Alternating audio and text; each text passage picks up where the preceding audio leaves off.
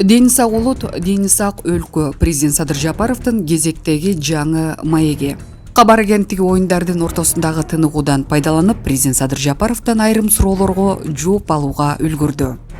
Жакында өзгөчө кырдаалдар министрлигине экинчи тик учак мамлекеттик бюджеттин эсебинен сатылып алынды. Ал кандай максатта колдонулат? Баасы канча, кымбат эмеспи? Дегиле, бул багытта дагы кандай иштер аткарылууда жана пландалууда?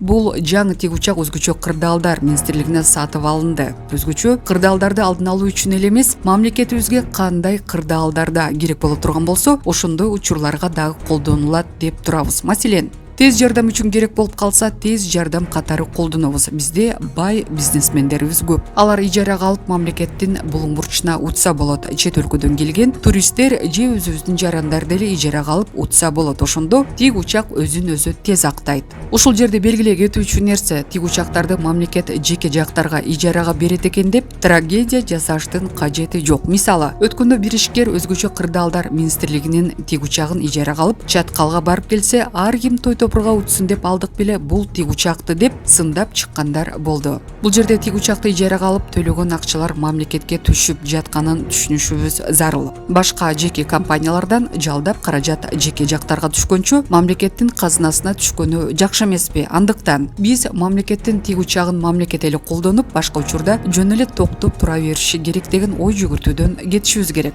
Бирөө жарымды куткарыш керек болсо, куткаруу иштерине да колдонобуз. Ага да мисал, өткөндө Тажикстан менен окуя болгондо мурдагы алган тик учагыбызды колдонуп, тоо арасында адашып кеткен аскерлерибизди издеп жүрүп куткарып алдык. Тик учак болбогондо алар кандай күндү көрүшмөк, ким билет. 2 күн дегенде араң таптык. Тик учактын пайдасынан башка зыяны жок. Мындан сырткары аскери тик учактарыбыздын баарын оңдодук. Кудай буйрса, Россиядан жаңы жылдан кийин дагы бир жаңы Ми-8 МТБ тик учагы жардам катары келет. Ушинтип, колдон келишинче эскисин жаңылап, жаңысын сатып алып жатабыз.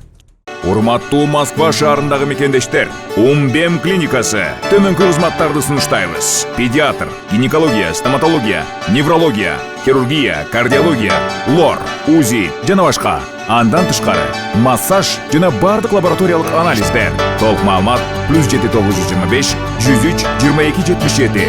Биздин дарек Москва шаары, метро Нахимовский проспект, Сивашская 7, корпус 2. Сиздин ден соолугуңуз биздин камкордук. Бул жанагы Азамат Арапбаевдин Чаткалга туугандарына вертолет менен, эмчегисинин вертолет менен барып, өзгөчө кырдаалдар министрлигинин вертолет менен барып учуп келгени азыр чуу жаратып, аны поликлиниканын журналисттери жазып чыгыптыр, башка журналисттер дагы жазып чыгарыптыр. Мынакей Арапбаев өзгөчө кырдаал министрлигинин жакында алып кирген жаңы вертолетун алып, мынакей туугандарына учуп келиптир деп жазып атат. Бул эмне деген шумдук? Өзгөчө кырдаалдар министрлиги жооп бергиле, бул кандайча мамлекеттик вертолетту жеке бизнесмен алып колдонуп жүрөт деп атат. Анан эми аны болсо чыгарып коюптур. Ызычуу эле болот, ызычуу тим эле Кудай урбадыбы деп эмнени гана жазып атат, эмнени гана жазып атат. Коррупция деп министр кетсин дегендер да болот. Таң калам, Кудай. Ушул аябай жакшы мисал, аябай жакшы өрнөк. Айта кетиш керек да. Биринчиден, мен ушу журналисттерге кайрылам. Эми поликлиниканын журналисттери, урматтуу журналисттер, силер мындай адистерсиңер да. Эми поликлиника менимче мындай жанагы желтый издание эмес, ушак айкын гезит эмес. Силер мындай абройлуу журналисттер деп айтып келет да. Кичине мындай ойлонсоңуздар болмок да, тереңирээк. Эгерде ушул маселени жазарда тереңирээк ойлонуп, анан ар жак бер жак авиацияны түшүнгөн адамдардан сурасаңыздар эле сиздерге муну чоо жайын түшүндүрүп коймок. Эми силер сурап аптырсыздар, жөн эле алып эле ошол эки мынакей биздин маалымат боюнча учуп келиптир, мынакей такталды деп эле чыгып жазып атасыздар. Ошол боюнча мен түшүндүрмө берип кетейин. Мен жөн жерден эле айткан жерим жок, кайрылган жерим жок. Өзүңүздөр билесиздер. 2 жыл Бишкекте Манас аэропортунда директор болуп иштегем. Маалыматым бар. Авиациядан алыс адам эмесмин. Азыр дагы альпинизм боюнча алек болуп жүрүп, вертолетко абдан жакын адам. Бул вертолет боюнча дагы көп жазып келем. Туугандар, мындай нерсе да. Вертолет боюнча дегеле авиация боюнча. Эгерде мисалы мен бир мисал менен эле айтып берейин. Бизде машина мисалы айдалбай көпкө турса, же базардан сатканда дагы биз минтип сатабыз го. Ой, аял киши эле айдаптыр, үйүнөн жумушка чейин эле барып келиптир, көп колдон болуптур. Же болбосо кээде айтабыз го, ой жылы тетиги болгону менен сарайда эле масала бойдон жата берген экен, эч ким тийбептир деп, анан базарда дагы же болбосо муну чал айдаптыр, үйүнө барып эле анан кайра жумушуна барыш экен, башка эч жака барчу эмес экен, колдончу эмес экен деп айтып анан сатабыз го. Биздин аң сезимибиз ошол экөө көнүп калганда, унаа техника көп колдон болсо, анда бул жакшы бойдон турат деп. Авиация таптакырынан башкача туугандар, таптакырынан башкача. Эмне үчүн? Авиация жердеги транспортко караганда бул коопсуз. Эмне үчүн? Жердеги транспортто көп адам кырылат, авиацияда бир чанда бир течакта бир самолет куласа жер жүзүндө, ошону дүң кылып чыгарышат. Себеби жөн эле. Авиациянын коопсуз болгондугунун себеби бир эле да. Авиацияда тетиктер жанагы бизде машинада ходовой калдырап калса кое алмаштырыш керек, бул износ болуп калды деп алмашылбайт. Авиацияда тетиктер мөөнөт менен алмашылат. Мисалы, бир авиацияда могу тетиктин мөөнөтү бар. Бул жаңы тетикти салып койдуң да, ошол жерге бир запчасти салып койдуң. Ошондон баштап мөөнөтү кетет. Бул колдондубу? Вертолет, самолет колдонгон жокпу, учтубу, учкан жокпу? Мөөнөтү келгенде муну алып салып чыгарыш керек. Бул колдонулбайт.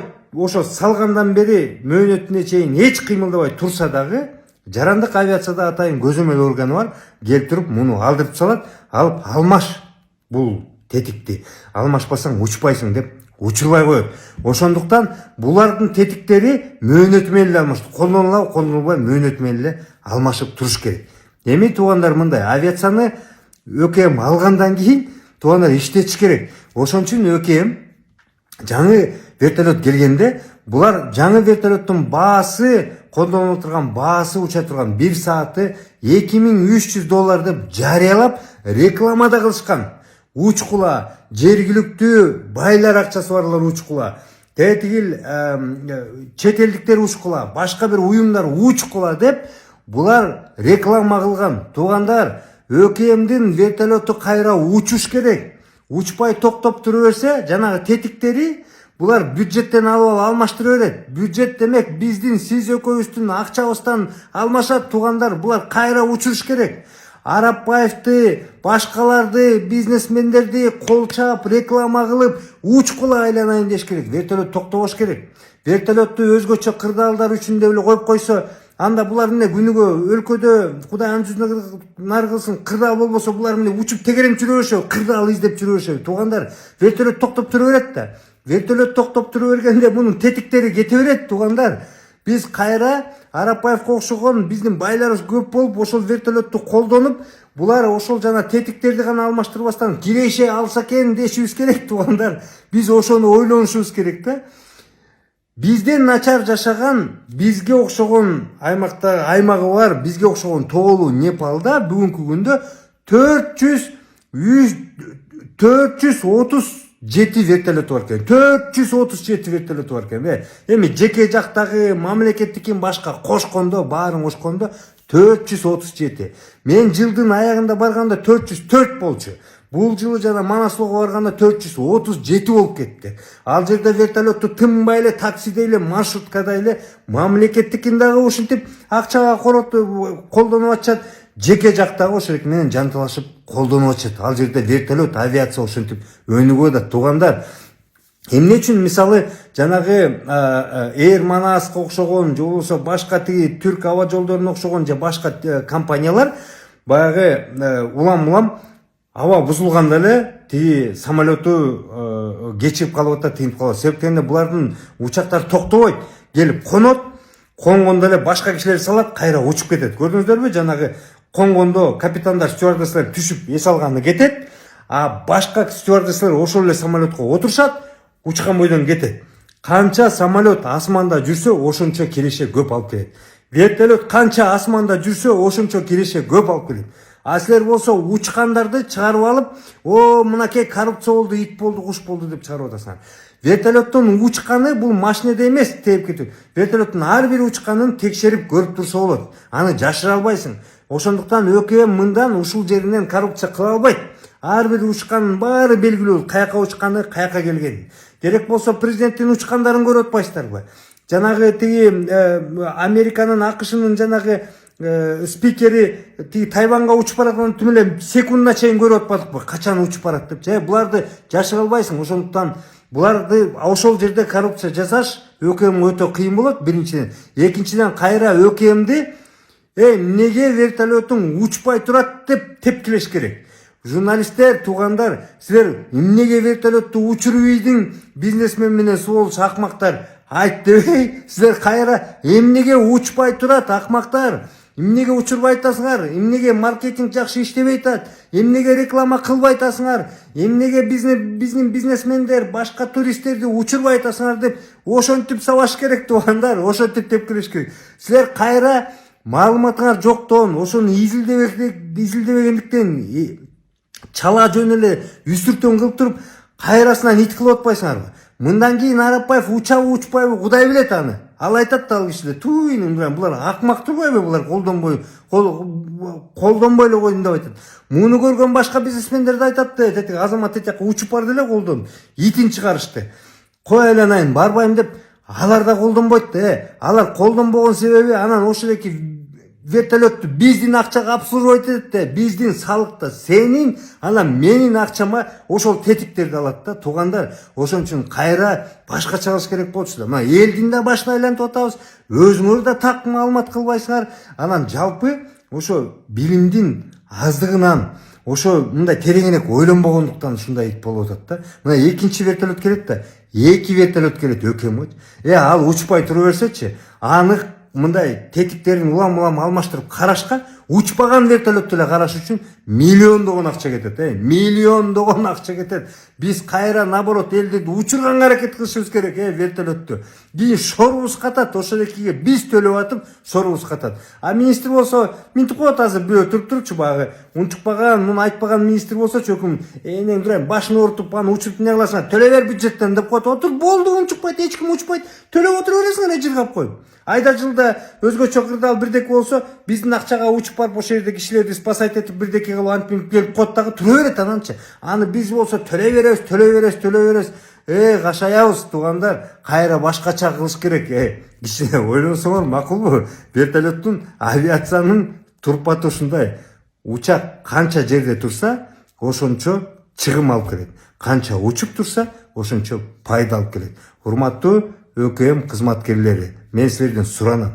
Ушинтип Азамат Арапбаевге окшогон бизнесмендерди тартып, учкула, чаткалыңарга баргыла, Баткенге баргыла, тияка баргыла деп кичине рекламаны көбүрөөк кылгыла. Могул элге түшүндүрүү иштерин жөнөткүлө, мындай ачыктык, айкындык кылып койгула, альпинисттерди ташыгыла ары бери, учургула, биздин акчаны коротпогула, сураныч. Биздин акчаны коротпой, учургула, киреше алып келгиле. Сураныч.